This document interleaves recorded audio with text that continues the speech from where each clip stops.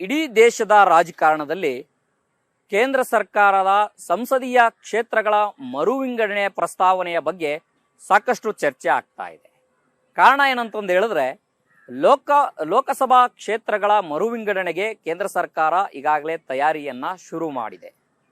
ಏನಿದು ಕ್ಷೇತ್ರಗಳ ಮರು ವಿಂಗಡಣೆ ಅನ್ನುವಂಥದ್ದಾದ್ರೆ ಅಥವಾ ಪುನರ್ ವಿಂಗಡಣೆ ಅನ್ನುವಂಥದ್ದಾದ್ರೆ, ಜನಸಂಖ್ಯೆಯ ಆಧಾರಿತವಾಗಿ ಕ್ಷೇತ್ರಗಳ ಒಂದು ಲೋಕಸಭಾ ಕ್ಷೇತ್ರಗಳ ಗಡಿಯನ್ನ ನಿರ್ಧರಿಸುವಂತ ಪ್ರಕ್ರಿಯೆ ಅಂತಂದು ಹೇಳಿದ್ರೆ ತಪ್ಪಾಗ್ಲಿಕ್ಕಿಲ್ಲ. ಪ್ರತಿ 10 ವರ್ಷಕ್ಕೊಮ್ಮೆ ಕ್ಷೇತ್ರಗಳ ಪುನರ್ ವಿಂಗಡಣೆ ಆಗಬೇಕು ಅನ್ನೋಂಥದ್ದು. ಅದು ಲೋಕಸಭಾ ಕ್ಷೇತ್ರಗಳಾಗಿರ್ಬೋದು, ವಿಧಾನಸಭಾ ಕ್ಷೇತ್ರಗಳಾಗಿರ್ಬೋದು. ಈ ಪುನರ್ ವಿಂಗಡಣೆ ಪ್ರತಿ 10 ವರ್ಷಕ್ಕೊಮ್ಮೆ ಆಗಬೇಕಾಗಿತ್ತು. ಇದು ಸಂವಿಧಾನದತ್ತವಾಗಿ ಆಗಬೇಕಾಗಿತ್ತು. ಆದ್ರೆ 1976 ಇಂದ ಹಿಡಿದು 2026ರವರೆಗೆ ಈ ಕೆಲಸಗಳು ಆಗಿರಲಿಲ್ಲ. ಯಾಕೆ ಅಂತಂದು ಹೇಳಿದ್ರೆ, ಜನಸಂಖ್ಯೆಯ ಆಧಾರಿತವಾಗಿ ಕ್ಷೇತ್ರಗಳ ನಿರ್ಧಾರ ಆಗಬೇಕು ಅನ್ನುವಂಥ ಕಾರಣಕ್ಕಾಗಿ ಒಂದಷ್ಟು ತಡೆಯನ್ನ ಕೊಡಲಾಗಿತ್ತು. ಆದಾಗ್ಯೂ ಕೂಡ ಇದೀಗ ಕೇಂದ್ರ ಸರ್ಕಾರ ಒಂದು ಕಡೆಗೆ ಜನಸಂಖ್ಯೆಯ ಒಂದಷ್ಟು ಜನಗಣತಿಯನ್ನ ಕೂಡ ಪ್ರಾರಂಭ ಮಾಡಿದೆ. ಮತ್ತೊಂದು ಕಡೆಗೆ ಈಗ ಕ್ಷೇತ್ರಗಳ ಪುನರ್ ವಿಂಗಡಣೆಯನ್ನ ಮಾಡ್ಲಿಕ್ಕೂ ಕೂಡ ತಯಾರಿಗಳನ್ನು ನಡೆಸಿದೆ. ಇಲ್ಲಿ ಪ್ರಮುಖವಾಗಿ ಕಾಂಗ್ರೆಸ್ ವಿರೋಧವನ್ನ ವ್ಯಕ್ತಪಡಿಸ್ತಾ ಇದೆ. ಕಾರಣ ಏನಂತಂದು ಹೇಳಿದ್ರೆ, ಭಾರತದ ದಕ್ಷಿಣ ರಾಜ್ಯಗಳಿಗೆ ಇದು ಸಾಕಷ್ಟು ಅನ್ಯಾಯ ಆಗತ್ತೆ, ಉತ್ತರ ಭಾರತದ ರಾಜ್ಯಗಳಿಗೆ ಇದು ಒಂದಷ್ಟು ಲಾಭ ತಂದುಕೊಡುತ್ತೆ ಅನ್ನುವಂತ ಆಕ್ಷೇಪವನ್ನ ಕೇಂದ್ರದ ಕಾಂಗ್ರೆಸ್ ನಾಯಕರು ಮಾಡಿದ್ದಾರೆ. ಅದರ ಜೊತೆಗೆ ಸಿಎಂ ಸಿದ್ದರಾಮಯ್ಯನವರು ಕೂಡ ಮಾಡಿದ್ದಾರೆ. ಯಾಕೆ ಇಲ್ಲಿ ಒಂದಷ್ಟು ಅನ್ಯಾಯ ಆಗತ್ತೆ ಅನ್ನುವಂಥದ್ದಾದ್ರೆ, ಜನಸಂಖ್ಯೆ ನಿಯಂತ್ರಣವನ್ನ ದಕ್ಷಿಣ ಭಾರತದ ರಾಜ್ಯಗಳು ಮಾಡಿರುವಂತಹ ಕಾರಣಕ್ಕಾಗಿ ಮತ್ತು ಉತ್ತರ ಭಾರತದಲ್ಲಿ ಇರುವಂತಹ ರಾಜ್ಯಗಳು ಜನಸಂಖ್ಯೆ ಹೆಚ್ಚಾಗಿರುವಂತಹ ಕಾರಣಕ್ಕಾಗಿ ಈಗ ಜನಸಂಖ್ಯೆಯ ಆಧಾರಿತವಾಗಿ ಲೋಕಸಭಾ ಚುನಾವಣೆಗಳನ್ನ ಅಥವಾ ಲೋಕಸಭಾ ಕ್ಷೇತ್ರಗಳನ್ನ ಪುನರ್ ವಿಂಗಡಣೆ ಮಾಡುವುದರಿಂದ ದಕ್ಷಿಣ ಭಾರತದಲ್ಲಿ ಲೋಕಸಭಾ ಕ್ಷೇತ್ರಗಳು ಕಡಿಮೆ ಆಗತ್ತೆ, ಉತ್ತರ ಭಾರತದಲ್ಲಿ ಲೋಕಸಭಾ ಕ್ಷೇತ್ರಗಳು ಜಾಸ್ತಿ ಆಗತ್ತೆ ಅನ್ನುವಂತ ಆಕ್ಷೇಪವನ್ನು ವ್ಯಕ್ತಪಡಿಸಿದ್ರು. ಜೊತೆಗೆ ಇಡೀ ದೇಶದಲ್ಲಿ ಇಂಥದ್ದೊಂದು ಚರ್ಚೆ ಸಾಕಷ್ಟು ಜೋರಾಗಿ ನಡೆಯಿತು. ಯಾವಾಗ ಈ ರೀತಿಯ ಚುನಾವಣೆಗಳು, ಈ ಒಂದು ಲೋಕಸಭಾ ಕ್ಷೇತ್ರಗಳ ಪುನರ್ ವಿಂಗಡಣೆ ವಿಚಾರಕ್ಕೆ ಚರ್ಚೆ ಜೋರಾಯಿತು, ಸಹಜವಾಗಿ ಅದಕ್ಕೊಂದು ಪ್ರತಿಕ್ರಿಯೆ ಕೊಡಬೇಕಾದಂತಹ ಅನಿವಾರ್ಯತೆಯು ಕೂಡ ಸೃಷ್ಟಿಯಾಯಿತು. ಆ ಕಾರಣಕ್ಕಾಗಿನೇ ಯಾಕೆ ಅಂತಂದು ಹೇಳಿದ್ರೆ, ದಕ್ಷಿಣ ಭಾರತದಲ್ಲಿರುವಂತಹ ರಾಜ್ಯಗಳು ಒಂದಷ್ಟು ಇಲ್ಲಿ ಅನ್ಯಾಯ ಆಗತ್ತೆ ಅನ್ನುವಂತಹ ವಿಚಾರಗಳು ಚರ್ಚೆ ಜೋರಾಗಿ ಇಡೀ ವ್ಯಾಪಿಸ್ತಾ ಇದ್ದಂತಾನೆ ಸಹಜವಾಗಿ ಕೇರಳದಲ್ಲಿ ಚುನಾವಣೆ ನಡೀತಾ ಇದೆ, ತಮಿಳುನಾಡಿನಲ್ಲಿ ಚುನಾವಣೆ ಆಗ್ತಾ ಇದೆ. ಇದರ ಬಿಸಿ ತಟ್ಟಬಹುದು ಅನ್ನುವಂತ ವಿಚಾರಕ್ಕೆ ಈಗ ಕೇಂದ್ರ ಸರ್ಕಾರವು ಕೂಡ ಸ್ಪಷ್ಟನೆ ಕೊಡುವಂತ ಒಂದಷ್ಟು ಪ್ರಯತ್ನವನ್ನ ಮಾಡ್ತಾ ಇದ್ದಾರೆ. ಜೊತೆಗೆ ಪ್ರಧಾನಮಂತ್ರಿ ನರೇಂದ್ರ ಮೋದಿ ಅವರು ಕೂಡ ಸ್ವತಃ ಅವರು ಕೂಡ ಮಾತನಾಡುವಂತ ಕೇರಳದಲ್ಲಿ ಮಾತನಾಡುವಂತ ಸಂದರ್ಭದಲ್ಲಿ ಜನಸಂಖ್ಯೆಯನ್ನ ನಿಯಂತ್ರಿಸಿರುವ ದಕ್ಷಿಣ ಭಾರತದ ರಾಜ್ಯಗಳಿಗೆ ಯಾವುದೇ ರೀತಿಯ ಲೋಕಸಭಾ ಕ್ಷೇತ್ರಗಳನ್ನ ಕಡಿಮೆ ಮಾಡುವುದಿಲ್ಲ ಅನ್ನುವಂತ ಭರವಸೆಯನ್ನ ಕೊಟ್ಟಿದ್ದಾರೆ. ಯಾವಾಗ ಪ್ರಧಾನಮಂತ್ರಿ ನರೇಂದ್ರ ಮೋದಿ ಅವರು ಭರವಸೆಯನ್ನ ಕೊಟ್ಟರು, ಆ ಒಂದು ವಿಚಾರದಲ್ಲಿ ಈಗ ಸಿಎಂ ಸಿದ್ದರಾಮಯ್ಯನವರು ತಮ್ಮ ಅಭಿಪ್ರಾಯಗಳನ್ನ ಹಂಚಿಕೊಂಡಿದ್ದಾರೆ. ಎಕ್ಸ್ ನಲ್ಲಿ ತಮ್ಮ ಸುದೀರ್ಘ ಒಂದಷ್ಟು ಕ್ಷೇತ್ರ ಪುನರ್ ವಿಂಗಡಣೆ ವಿಚಾರಕ್ಕೆ ಪ್ರಸ್ತಾಪಗಳನ್ನ ಮಾಡಿ, ಇದು ದಕ್ಷಿಣ ಭಾರತದಲ್ಲಿರುವಂತಹ ರಾಜ್ಯಗಳ ದನಿ ಅಡಗಿಸುವಂತ ಒಂದು ಒಕ್ಕೂಟ ವ್ಯವಸ್ಥೆಯ ಮೇಲೆ ಆಗ್ತಾ ಇರುವಂತಹ ದಾಳಿ ಅನ್ನುವಂತ ವ್ಯಾಖ್ಯಾನವನ್ನು ಕೂಡ ಸಿಎಂ ಸಿದ್ದರಾಮಯ್ಯನವರು ಮಾಡಿದ್ದಾರೆ. ಕಾರಣ ಏನಂತಂದು ಹೇಳಿದ್ರೆ, ದಕ್ಷಿಣ ಭಾರತದಲ್ಲಿರುವಂತಹ ರಾಜ್ಯಗಳು ಕರ್ನಾಟಕ ಇರ್ಬೋದು, ತಮಿಳುನಾಡು ಇರ್ಬೋದು, ಕೇರಳ ಇರ್ಬೋದು, ಹೀಗೆ ಈ ರಾಜ್ಯಗಳೇನಿದಾವೆ ಜನಸಂಖ್ಯೆ ನಿಯಂತ್ರಣವನ್ನ ಮಾಡಿದೆ. ಜನಸಂಖ್ಯೆ ನಿಯಂತ್ರಣ ಮಾಡಿರುವಂತ ಕಾರಣಕ್ಕಾಗಿನೇ ಇದೀಗ ಈ ರಾಜ್ಯಗಳಿಗೆ ಶಿಕ್ಷೆ ಆಗ್ತಾ ಇದೆ ಏನೋ ಅನ್ನುವಂತ ರೀತಿಯಲ್ಲೂ ಕೂಡ ಚರ್ಚೆಯನ್ನ ಮಾಡಿರುವಂಥದ್ದು. ಯಾಕೆಂತಂದು ಹೇಳಿದ್ರೆ, ಇಲ್ಲಿ ಸಹಜವಾಗಿ ರಾಜಕೀಯ ವಲಯದಲ್ಲಿ ಇರುವಂತಹದ್ದು ಚರ್ಚೆ ಏನಂತಂದು ಹೇಳಿದ್ರೆ, ಪ್ರತಿ 2 ಲಕ್ಷಕ್ಕೆ ಜನಸಂಖ್ಯೆಗೆ ಆ ಒಂದು ವಿಧಾನಸಭಾ ಕ್ಷೇತ್ರ ಅಥವಾ 10 ಲಕ್ಷ ಜನಸಂಖ್ಯೆ ಇರುವಂತ ಇದಕ್ಕೆ ಒಂದು ಲೋಕಸಭಾ ಕ್ಷೇತ್ರ ಅನ್ನೋ ರೀತಿಯಲ್ಲಿ ಮಾಡಬಹುದು ಅನ್ನುವಂತ ಒಂದಷ್ಟು ಊಹಾಪೋಹದ ಚರ್ಚೆಗಳು ಕೂಡ ನಡೀತಾ ಇದೆ.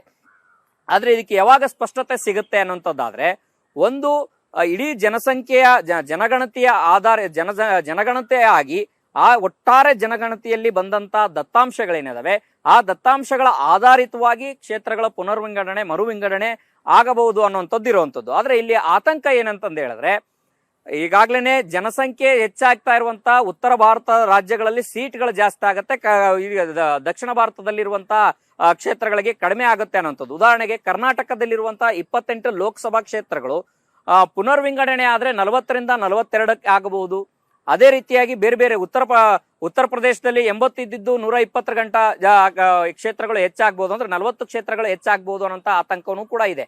ಇಲ್ಲಿ ಗಮನಿಸಬೇಕಾದಂತ ವಿಚಾರ ಏನಂತಂದ ಹೇಳಿದ್ರೆ, ಮತ್ತು ಸಿಎಂ ಸಿದ್ದರಾಮಯ್ಯನವರು ವ್ಯಕ್ತಪಡಿಸಿದಂತ ಆತಂಕ ಏನಂತಂದ ಹೇಳಿದ್ರೆ, ಒಟ್ಟಾರೆಯಾಗಿ ದಕ್ಷಿಣ ಭಾರತದಲ್ಲಿರುವಂತಹ ರಾಜ್ಯಗಳ ಎಲ್ಲಾ ಕ್ಷೇತ್ರಗಳನ್ನ ಒಳಗೊಂಡು ಲೆಕ್ಕ ಹಾಕಿದ್ರೆ ಅದರಲ್ಲಿ 60ರಿಂದ 66 ಕ್ಷೇತ್ರಗಳು ಲೋಕಸಭಾ ಕ್ಷೇತ್ರಗಳು ಹೆಚ್ಚಾಗಬಹುದು. ಅದೇ ರೀತಿಯಾಗಿ ಉತ್ತರ ಭಾರತಗಳನ್ನ ಹೋಲಿಕೆ ಮಾಡಿದ್ರೆ ಅದು 128ರಿಂದ 131 ಕ್ಷೇತ್ರಗಳು ಹೆಚ್ಚಾಗಬಹುದು. ಅಂದ್ರೆ ದಕ್ಷಿಣ ಭಾರತಕ್ಕಿಂತ ಉತ್ತರ ಭಾರತ ರಾಜ್ಯಗಳಲ್ಲಿ ಹೆಚ್ಚು ಕ್ಷೇತ್ರಗಳು ಆಗಬಹುದು. ಇದು ಒಟ್ಟಾರೆಯಾಗಿ ತೆಗೆದುಕೊಂಡಂತ ಸಂದರ್ಭದಲ್ಲಿ 816 ಕ್ಷೇತ್ರಗಳನ್ನ ಪ್ರಸ್ತಾಪ ಅಂತಂದ್ರೂ ಕೂಡ ಅದರ ಪರ್ಸೆಂಟೇಜು 24ಕ್ಕೆ ಮಾತ್ರ ಸೀಮಿತಗೊಳ್ಳುತ್ತೆ. ಇದು ಅನ್ಯಾಯ ಆಗತ್ತೆ, ಪ್ರಾದೇಶಿಕ ಅಸಮತೋಲನ ಇಲ್ಲಿ ಹೆಚ್ಚಾಗತ್ತೆ ಅನ್ನುವಂತ ಮಾತುಗಳನ್ನು ಹೇಳುವುದರ ಜೊತೆಗೆ ಪ್ರಧಾನಮಂತ್ರಿ ನರೇಂದ್ರ ಮೋದಿಯವರು ಇಲ್ಲಿ ದಕ್ಷಿಣ ಭಾರತದ ರಾಜ್ಯದ ಜನರಲ್ಲಿರುವಂತಹ ವಿಶ್ವಾಸವನ್ನ ಗಳಿಸಿಕೊಂಡಿಲ್ಲ. ಆದ್ರೆ ಈಗ ದಕ್ಷಿಣ ಭಾರತದ ರಾಜ್ಯಗಳ ಬಗ್ಗೆ ಮಾತನಾಡಲಿಕ್ಕೆ ಶುರು ಮಾಡಿದರೆ ಇದು ಸ್ಪಷ್ಟವಾದಂತ ಚುನಾವಣಾ ಒಂದು ಸಂದೇಶ ಅಂತಂದು ಹೇಳಿದ್ರೆ, ಸಂದೇಶದ ರೀತಿಯಲ್ಲಿ ಗೋಚರ ಆಗ್ತಾ ಇದೆ. ಯಾಕೆ ಅಂತಂದು ಹೇಳಿದ್ರೆ, ಕೇರಳದಲ್ಲಿ ಚುನಾವಣೆ ನಡೀತಾ ಇದೆ, ತಮಿಳುನಾಡಿನಲ್ಲಿ ಚುನಾವಣೆ ನಡೀತಾ ಇದೆ. ಈ ಚುನಾವಣೆಯ ಹಿನ್ನೆಲೆಯಲ್ಲಿ ಇಂಥದ್ದೊಂದು ಸಂದೇಶವನ್ನ ರವಾನೆ ಮಾಡಿದ್ದಾರೆ ಅನ್ನುವಂತ ಟೀಕೆಯನ್ನ ಸಿಎಂ ಸಿದ್ದರಾಮಯ್ಯ ಅವರು ಮಾಡಿರುವಂತದ್ದು.